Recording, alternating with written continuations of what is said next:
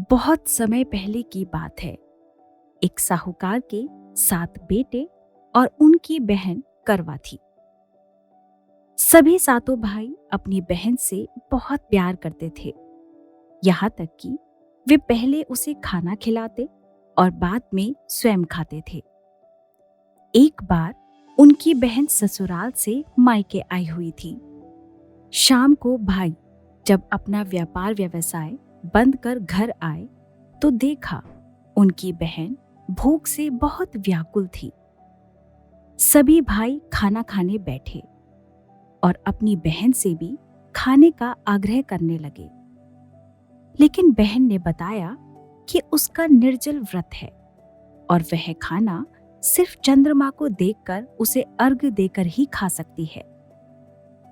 चूंकि चंद्रमा अभी तक नहीं निकला था, इसलिए वह भूख प्यास से व्याकुल हो उठी।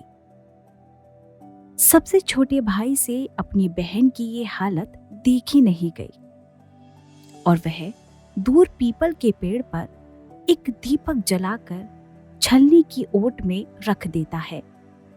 दूर से देखने पर वह ऐसा प्रतीत हो रहा था जैसे चतुर्थी का चांद उदित हो रहा हो। इसके बाद भाई अपनी बहन को बताता है कि चांद निकल आया है, तुम उसे अर्घ्य देने के बाद भोजन कर सकती हो।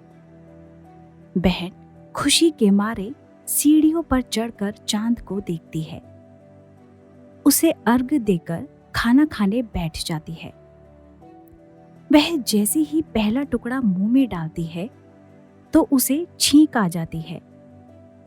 दूसरा टुकड़ा डालती है तो उसमें बाल निकल आता है और जैसे ही तीसरा टुकड़ा मुंह में डालने की कोशिश करती है तो उसके पति की मृत्यु का समाचार उसे मिलता है। वह बौखला जाती है। उसकी भाभी उसे सच्चाई से अवगत कराती है कि करवा चौथ का व्रत गलत तरीके से टूटने के कारण देवता उससे नाराज हो गए हैं, इसीलिए उसके साथ ऐसा हुआ। सच्चाई जानने के बाद करवा निश्चय करती है कि वह अपने पति का अंतिम संस्कार नहीं होने देगी और वह अपने सतीत्व से उन्हें पुनर्जीवन दिलाकर रहेगी। वह पूरे 1 साल तक अपने पति के शव के पास बैठी रहती है, उसकी देखभाल करती है, उसके ऊपर उगने वाली सुईनुमा घास को वह एकत्रित करती जाती है। 1 साल बाद फिर करवा चौथ का दिन आता है। उसकी सभी भाभियां करवा चौथ का व्रत रखती है। जब भाभियां उससे आशीर्वाद लेने आती है तो वह प्रत्येक भाभी से आग्रह करती है कि मुझे भी अपनी जैसी सुहागन बना दो, लेकिन हर बार भाभी उसे अगली भाभी से आग्रह करने का कहकर चली जाती है।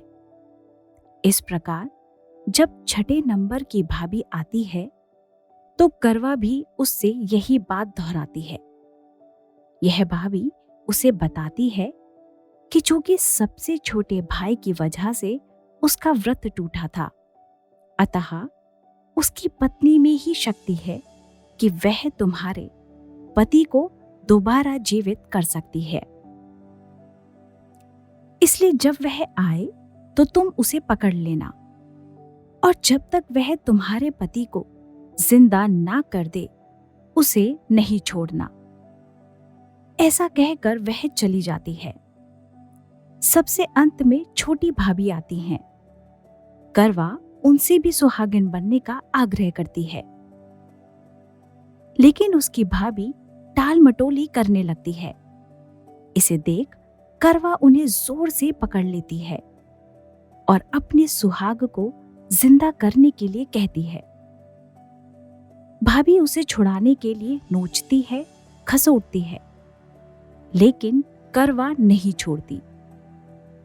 अंत में उसकी तपस्या को देख भाभी पसीज जाती है और अपनी छोटी उंगली को चीरकर उसमें से अमृत उसके पति के मुंह में डाल देती है। करवा का पति तुरंत श्री गणेश कहता हुआ उठ बैठता है। इस प्रकार प्रभु कृपा से उसकी छोटी भाभी के माध्यम से करवा को अपना सुहाग वापस मिल जाता है। इसके बाद करवा अपने पति के साथ वैवाहिक सुख भोगने लगी। समय के साथ उसे पुत्र, धन, धान्य और पति की दीर्घ आयु का लाभ मिला।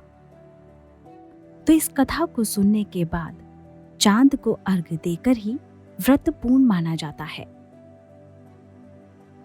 अगर आप ऐसी ही और कहानियों को सुनना चाहते हैं तो आप हमारे चैनल को सब्सक्राइब जरूर करें और बेल आइकन को दबाना ना भूलें।